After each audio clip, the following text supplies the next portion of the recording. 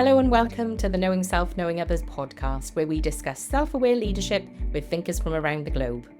I'm your host, Nia Thomas. Join me as we talk to today's guest. A very big welcome to Dr. Adam Dorsey to the show today. Adam is a licensed psychologist and a certified executive coach working in private practice.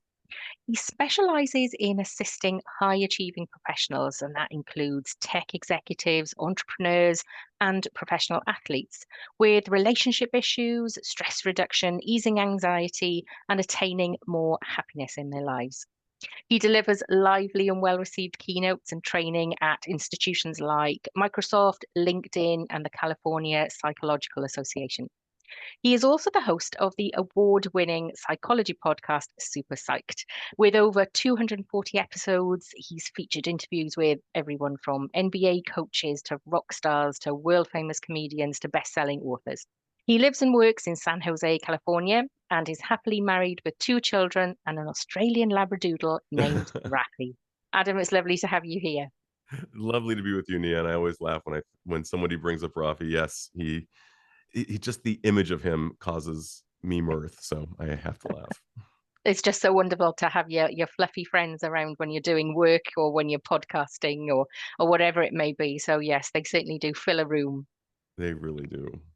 Let me start by asking you about your book. So your book, Super Psyched, you talk about 4 different types of connection. And the first one being connecting to yourself, and then that second one being connecting to others. Tell us a little bit more about these 2 connections, because when I read that, for me, it really did shout self-awareness. I'm so glad it does shout self-awareness. And if you can imagine the connection points as being rippling circles going outward, it starts with the self. And how we connect with ourself really informs all of our other connections. If, for example, I had a really bad flu, it's hard for me to feel who I am or what I'm about. And my capacity to connect with others is also impaired. You know, the expression that hurt people hurt people. Absolutely. When I'm feeling pretty crappy, it's more likely that I will say something hurtful than when I'm feeling in a great space. Mm. So connecting with ourselves first and figuring out what our formulas are to feel alive. And I even needed to define the word connection. I consulted with 10 other licensed professional mental health practitioners to help me figure out what actually is connection in the spirit with which it's intended. If you look it up in the dictionary, it will give you basically 2 items, like almost like chain links connecting with each other, or a plug going into the wall. That's okay. That is fine, but it's accurate, but not sufficient. The words, even in the American Psychological Association, are insufficient. What we came up with was something that brings you alive, vitality and life force. And when we're in that space, we're far more likely to be good to ourselves and good to others. We're far more likely to respond to the other circles as we ripple out beyond others, which others, by the way, include our significant others, of course, our children, as well as anybody we might meet walking down the street, to borrow from Sesame Street. The people that you meet when you're walking down the street. It could be anybody is an other. In this case, you and I are others to one another. And then, of course, it goes out beyond that to the world and to something greater. That's a really helpful to imagine those ever decreasing and ever increasing circles. Really helpful way of thinking about how we impact people. And if we don't have awareness of that impact, what does that then mean? Incredible, by the way. When you say that, it's so evocative. I love the Jungian quote, which I'll paraphrase. Until we make the unconscious conscious, it will drive us and we will think it was fate. Yeah, And yes. self-awareness and what you're promoting here, Nia, this is going to sound perhaps even overblown, but I'm going to say it anyway. It is the panacea. Self-awareness will generate good stuff. It will generate kindness. We will be far more intentional. So I'm so grateful to you for your work. Yeah, that's very kind. In your TED Talk, which I really enjoyed watching, I think you've done two TED Talks now, am I right? Correct. Yes, it was, I think it was your first TED Talk. You explain the situation about men and their Hmm. specific difficulty in recognizing and tending to their emotions. Tell us a little bit about how men can really develop their self-awareness. And you mentioned something called FIP, F-I-P. Yeah, that was a three-letter acronym that I came up with. But here's the tragedy. Boys are actually born, on average, more emotionally expressive than their female counterparts. But we learn, and you see it, and you know, it's almost global. It's socialized out of masculinity because insert, misogynistic term here or homophobic term there. And that's what we're told we are being when we're trying to actually access our emotions. So we learn to not know what they are.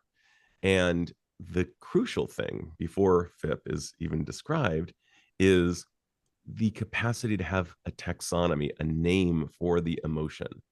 We need to be able to name the thing to tame the thing. I know that sounds corny because it rhymes, but it's absolutely true. No thinking person would intentionally put black electrical tape on the dashboard of their car. They need to know what's going on inside the car. And yet we do exactly that, metaphorically, that with our emotions. We cover them up and we are unable to name what's going on. And instead of talking them out, because if you can name the emotion, you can talk about it.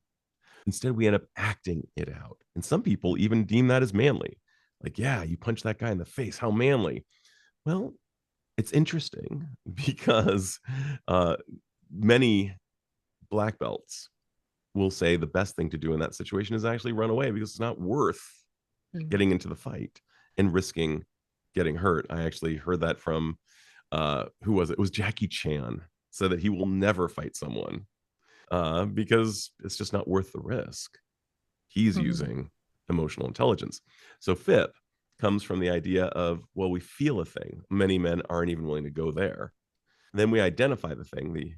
So the F stands for feel, the I stands for identify. Identify is coming up with the words and becoming aware of the nuances of emotions and also recognizing that generally we're feeling more than one emotion at one time. Mm.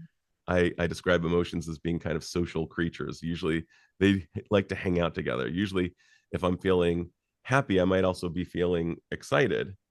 And I could also be feeling a little bit nervous at the same Yep. time. So, knowing what they are can help us do the P part, which is process it. And processing it could be an internal event where we just say, okay, I've named it. Good to know. Or it might mean processing might mean, you know what I need to do? I need to do a round of push-ups. I need to get this out of my system. It might be something that we don't want there. It might mean I need to call a friend and say, oh my gosh, I'm having this experience.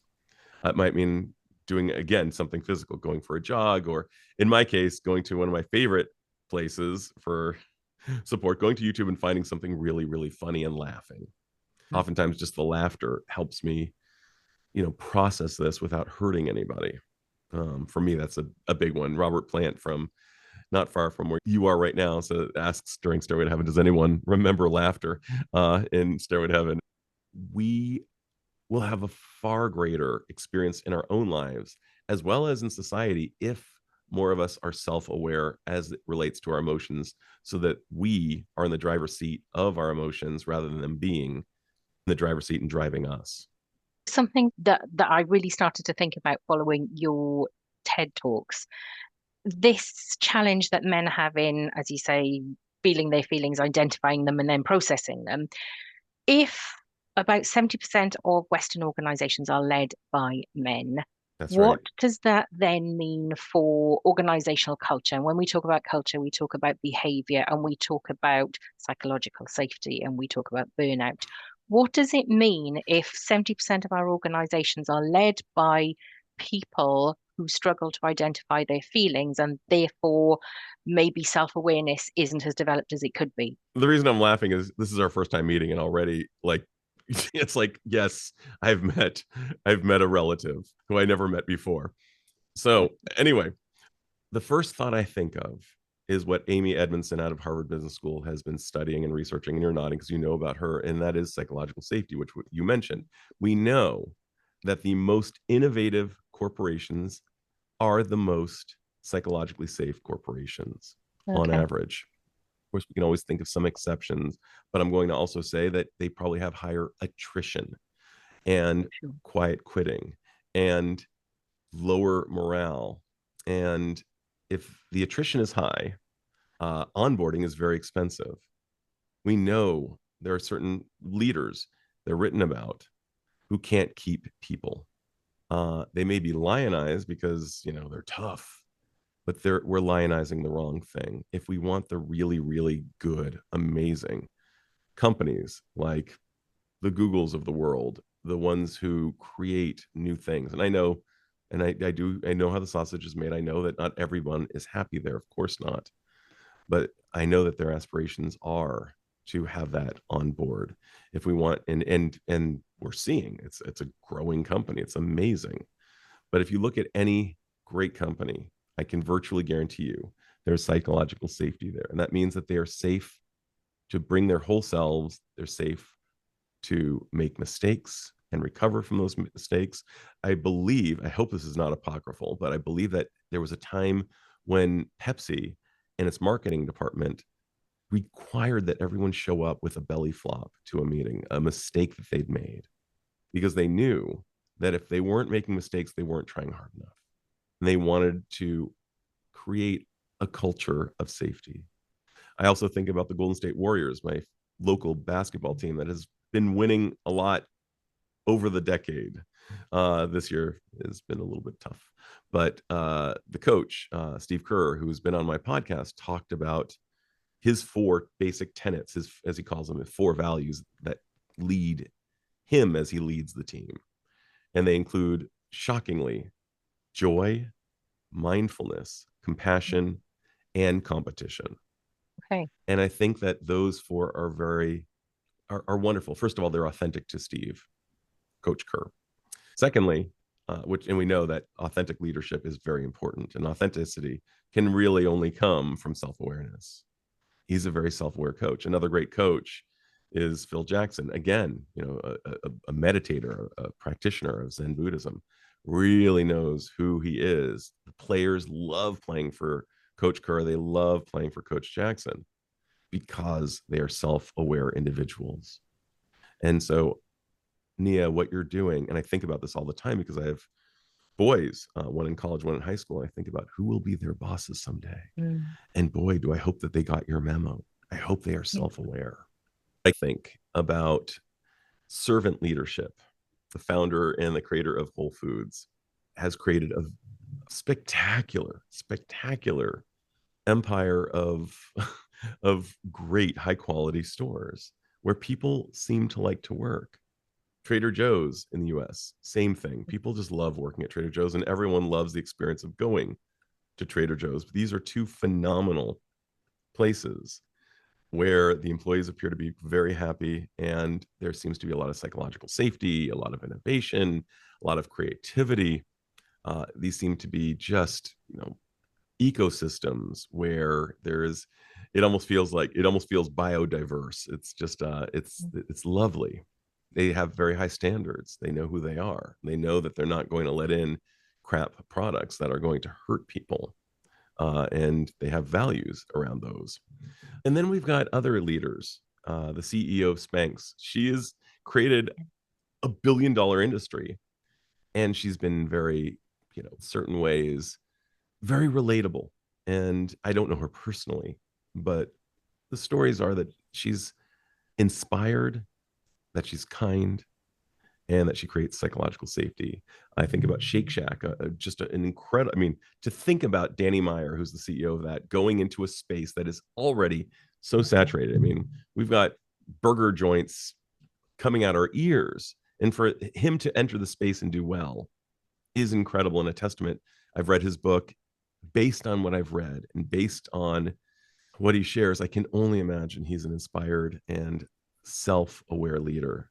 And the fact that he was able to even write a book like that, a great chef who created an incredible restaurant empire through Momofuku.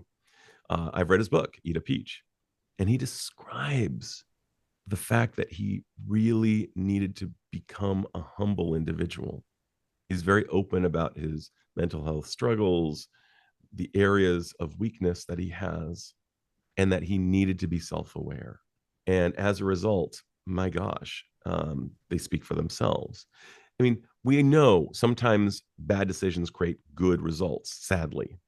We can think of bad decisions we've made where we had a good results. We can think of good decisions we've made that have had a bad result. But what we want to do is consistently make the good decisions, because over time, I talked about this with Annie Duke, who's a great poker player, and she basically says we tend to be resulters rather than good decision makers. And what we need to do is be good decision makers. And to be good decision maker, what's a precursor for that? Self-awareness. So, Yeah. and that would be, so where you and I overlap in the Venn diagram is connection to self, others, is at the heart of it self-awareness. And I would even say that both, whether it's connection or self-awareness, which in some ways could be interchangeable, particularly as it relates to self, at the heart of it is the precursor to happiness, fulfillment, and well-being. When we live a lie, when we say something that's patently untrue, there are certain studies that indicate that we exert less energy when doing a difficult physical task like bench pressing. So it's pretty incredible, this idea of self-awareness as well as connection, and the overlap between your work and my work. I'm just delighted to meet you and talk about this. It's really quite solid. It's interesting that you're talking about that. Are they almost the same thing, connection and self-awareness? My view of self-awareness is that it is socially constructed, and that actually we can't be self-aware on our own because we need that help of others to give us that 360 view that we can't see of ourselves. And I also have that view of leadership, that it's socially constructed, because I don't think you can be a leader in an empty room. So that's very interesting that you're talking about connection and self-awareness as having that overlap and commonality. And if I could build on what you just said, Nia, one of my favorite people in the world, Dr. Harville Hendricks, who is the creator of imago therapy and one of the most important contributors to relationship work, he says that all learning takes place in the context of relationship. Yeah. And I think that's spot on. But I also would say that it goes into the third and fourth realm in terms of the self-awareness and the learning, because in the third realm, it includes things, connection to the world includes connection to work, art, nature, Yeah. and other important things. And the only way we get to really know who we are is by interacting with things. Like, if go back to Led Zeppelin, if Jimmy Page didn't pick up a guitar, he would not have known that he was Jimmy Page, the great guitarist. It really took an interaction with a thing, the world. And many of us experience this at our jobs. You did a doctoral dissertation. This is a very hard task. And I'm convinced, I don't even need to ask you if you loved the work and if it was meaningful, because the only way you can get through such a hard thing is because it's meaningful and you love it. Right. So, and that's another way that you got to know who you were and became more self-aware. It's like, oh yes, Yeah. as you were geeking out.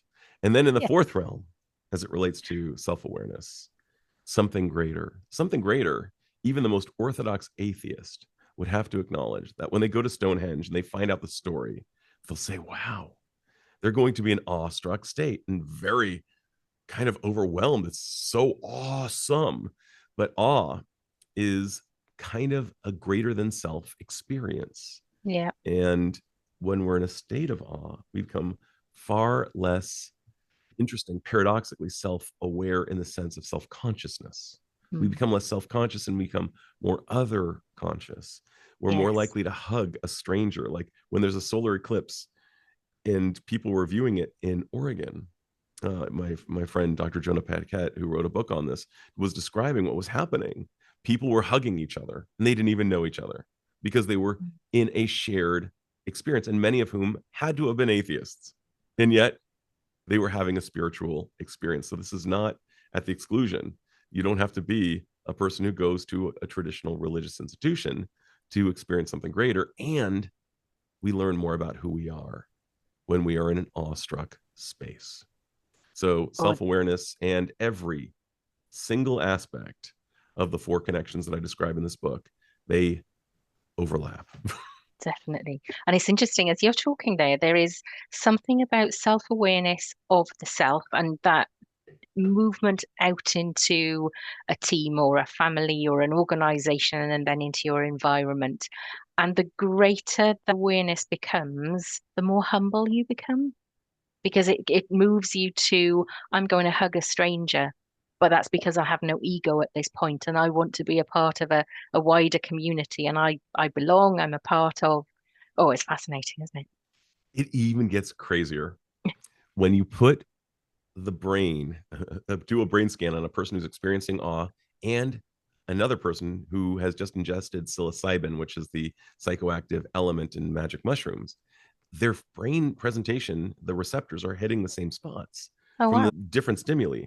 Stimulus of awe, which makes us say, wow, which has been researched heavily, without the exogenous intervention of putting into our system something that is most places illegal, although it may become more and more legal over time, Mm, especially as it's showing promise as an adjunctive component to trauma healing and mm, others.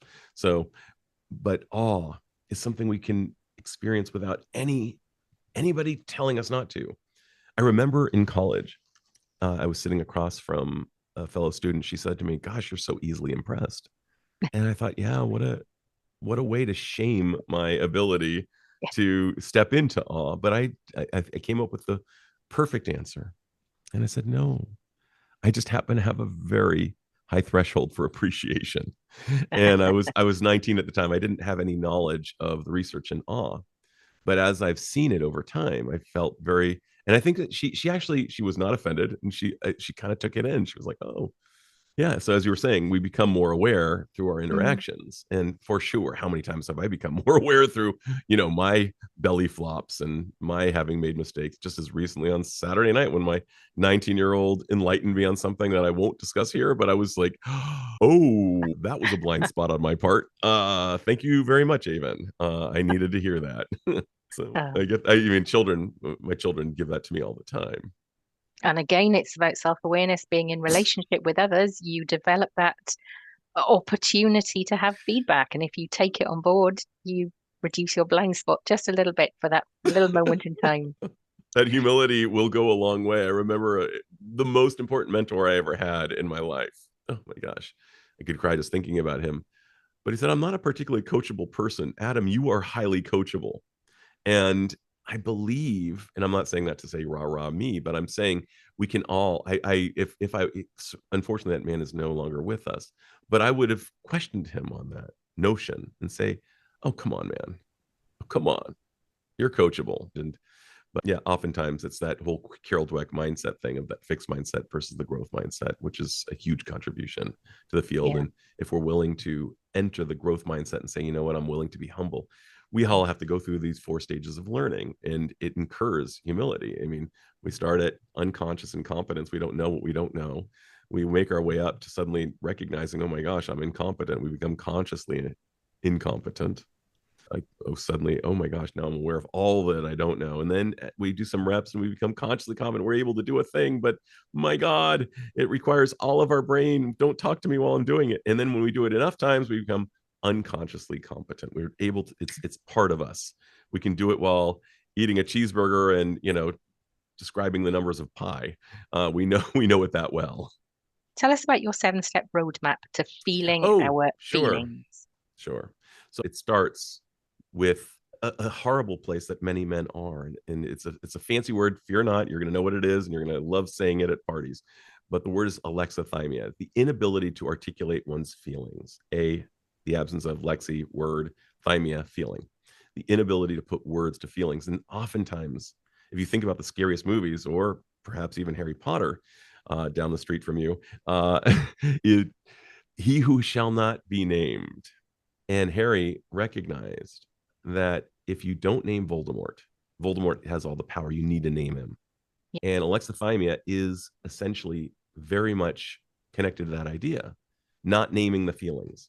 Guys will use kind of general words like I'm frustrated, annoyed, I'm stressed. Those are usually cover-up terms. They're not naming Voldemort. That is an alexithymic state. Instead, what I help people do is come up with the names for what they're feeling. Oh, I'm feeling scared. Oh my God, I can't admit that in public. Mhm. Instead of being annoyed, I'm actually scared, or I'm sad, or I'm heartbroken. Oftentimes we'll use cover up. So step one is that. Step two is the naming process. And it goes all the way up to naming the multiplicity of emotions so that you're able to, as I was mentioning, that there are multiple emotions that we're generally feeling, all the way up to making a decision of how we're going to healthfully deploy those emotions. Now Sometimes that's just naming them interesting. is enough. Sometimes you have to do something. The third layer of my definition of self-aware leadership is regulation of our behavior. So it's reflection, recognition, and regulation. And it sounds like it's very similar to your pathway, 7 steps. You Perfectly. get, now I understand it. I can potentially make a choice about how I want to respond, react, do next. Reflection, recognition, and regulation. Yes. Perfect. Yes, exactly. That's it. That's it. That's basically, you know, the the cousin of FIP, feel, identify, Yes. and process. Yes, it really is. I was really interested in your podcast episode with Dr. Alison Fragale. I think I've pronounced her name. Oh, So yes. for listeners and watchers, it's number 242. And you were talking about the psychology of status. Now, I'm very interested in how we show up, self-awareness and reputation, which I think there are intrinsic links. What are your thoughts on self-awareness and reputation? Because I guess we've talked about some of these leaders in different organizations, but my view is that unless we are self-aware, we cannot make those choices about the reputation that as leaders we portray and how we are received and perceived. Could not agree more. First of all, Dr. Alison Fragale is one of the most brilliant and simultaneously hilarious people I've ever spoken to. She was brilliant. I love learning and laughing. That's like if there's two things there that I would like to do just for the rest of my life, it would be learning and laughter. And Alison Fragale is a spectacular creator of that. And she's also just made a massive contribution to her space of talking about women and status. Reputation is a really difficult thing because we don't have total control of it. But unless we are aware, we will say things that might be tone deaf. We will say Mhm. things that will impair our reputations. And we can actually say things that could be on the permanent record that even come to define us. Mhm. And we wish we could take it back. So one of the things I recommend people do is have, quite frankly, basically a board of trustees in your life. People who are really, really smart, who you can run something by. Before I send out this very important email, how does it read? And before I have this conversation with this individual, how does this sound? And having the humility to run it by someone really smart who will tear it apart. And I've got my board of trustees, and each one, my gosh, they help me out so much. And I'm on their boards. They know they Mhm. can hit me up. How does this sound? How does this look? Because again, we can't really control the result. Decision making, as Annie Duke reminds us, is the key. We can make good decisions and have a bad result, but and we can make bad decisions, have a great result. But over time, it's the consistency of making the good decision that will lend itself to the cards being stacked in our favor. So and that includes reputation for sure. So yes, thank you, Allison, for your contributions to our field. She's made a huge splash. It's very true that you can't change others, you can only change yourself. And you can only start to do that if you have awareness and you recognize and you are able to regulate and make choices. 100%. It's um, really looking at the person in the mirror through different ways. I remember people told me I was a good public speaker in my 20s, and I believed that until I saw a video of myself giving a Okay. public talk. And the image I had of myself giving the talk versus what I saw on the video was so excruciatingly different. There was such a huge gap. I was doing a good enough job, obviously, because people somehow thought I was good, but I didn't think what I saw really freaked me out. And I would recommend that everybody record themselves. Yes. It's a really, really painful thing to do. Record yourself, listen to yourself, even, family gatherings, notice like what you're doing, what facial expression are you giving off to the world. It may be vastly different from how you perceive yourself. I see myself as a 17-year-old male. I see video of myself. It turns out that has not been the case for nearly 4 decades. My hair and my skin do not in any way, shape, or form look like a 17-year-old male. But that's my self-image. I'm still cool like that. I'm not, turns out. So the self-awareness and realizing, okay, this is my brand now, and this is who I am, and this is how I might come across to someone who's a fellow student with either of my children. Like, oh, I don't come across as one of them. I come across as their dad, and I have to remember that. Yes, indeed. And I would absolutely agree with you. And it's something that people who have worked with me will have heard me say. One of the best ways to develop your reputation and your persona and to make different choices is to record yourself, whether you listen to yourself, whether you watch a video. It might well be painful, but these days we've got phones. Nobody else has to see it. But I think that's one of the ways that's a really important way that we can get to see what other people see and help us to reduce that blind spot just a little bit. In your conversation with Alison Fregale, you talked about self-deprecating language, and I think this is really interesting. And actually, I've become quite infuriated by people who use self-deprecating language. What is this about? How can we use this if we're thinking about self-awareness, we're talking about our leadership reputation and recognizing this? Right. Well, we'll put ourselves down a notch before someone else does. I mean, I'm guessing this is my image of going to a pub, perhaps particularly in South Ireland, and laughing it up, and at some point, somebody just handing it to you, like, "Hey, I'm going to knock you off a ledge. You may have this fancy whatever it is, but and we do it before the others can do it to us. I imagine that we also get into some inner critic stuff, and we want to. It's like, oh my gosh, I can't seem. I can't seem too cool or too great. And so what we do is we knock ourselves down. And it's very easy to engage in self-deprecating language. We have all been bullied by someone, or at least ourselves, in our lives. Most of us both. And we tend to engage in self-deprecating language because of this internal critic and wanting to make sure that they don't do it first. And maybe So we there's don't want to seem too big for our britches. so there's a connection with imposter syndrome there. Imposter syndrome. There's this gorgeous quote, and I can only paraphrase it poorly, from Marianne Williamson, who describes that we're not so afraid of that. Our biggest fear lies in representing how good we are, how great we are. And it's often attributed to Nelson Mandela, but I believe it originated from Marianne Williamson. But you can look it up. It's one of her great quotes. I mean, fabulous. But we're terrified to stand up in a kind of like what Amy Cuddy describes as a power pose. We're terrified to seem as big as we actually are. We try to make ourselves smaller so that we don't stand out.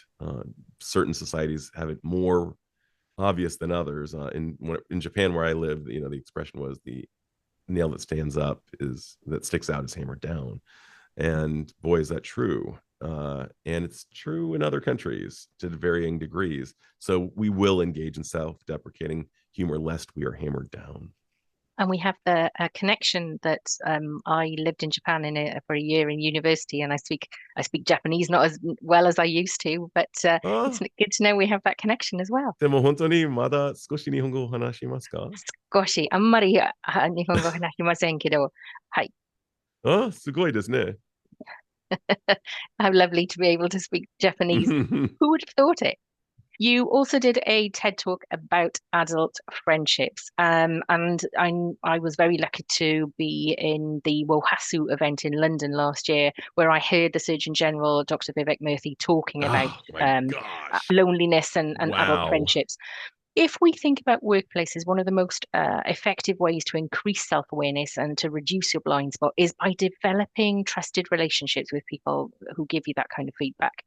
What are your thoughts on how we develop trusted relationships in the world of work? Because we know that loneliness is a challenge. We know that we are not as good as we were when we were 6 and 7 at developing friendships.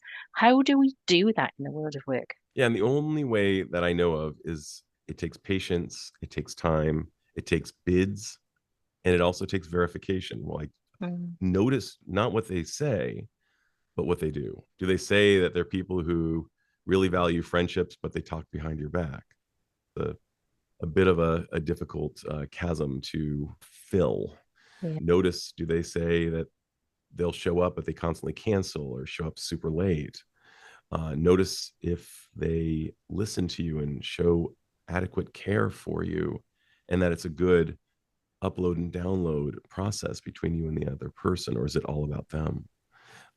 So it takes time. I would say start with your head and notice, be willing, be a little bit more Sherlock Holmes in your willingness to assess others in terms of, are we a fit?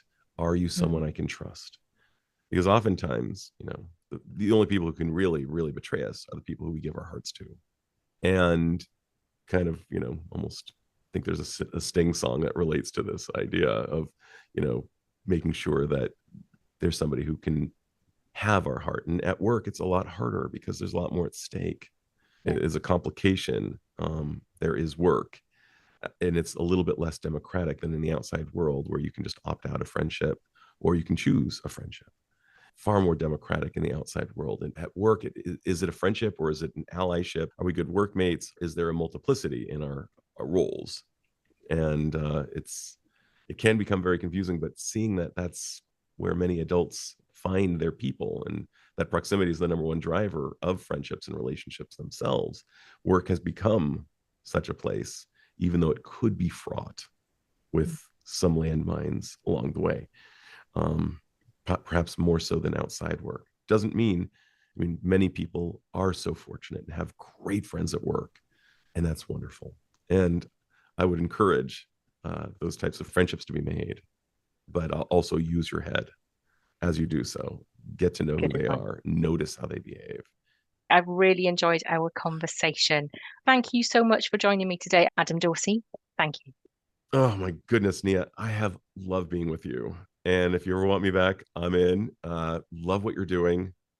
And congratulations to you for all of your incredible contributions to this most important field. If you look at the pie chart of life, so much of our time is spent at work, up to 90,000 hours of our lifetimes. That's a lot of heartbeats. And the more conscious the leadership, my gosh, the more self-aware, the better that component of the pie chart will be. Definitely. Thank you so much. It's been a pleasure. Likewise, right back at you. Thank you for joining me on today's episode, where we aim to develop self-aware leaders around the globe to generate kinder, more respectful and creative working relationships through reflection, recognition and regulation. Head over to my website at knowingselfknowingothers.co.uk to sign up to my newsletter to keep up to date with my blog, podcast and book. Looking forward to having you on my learning journey.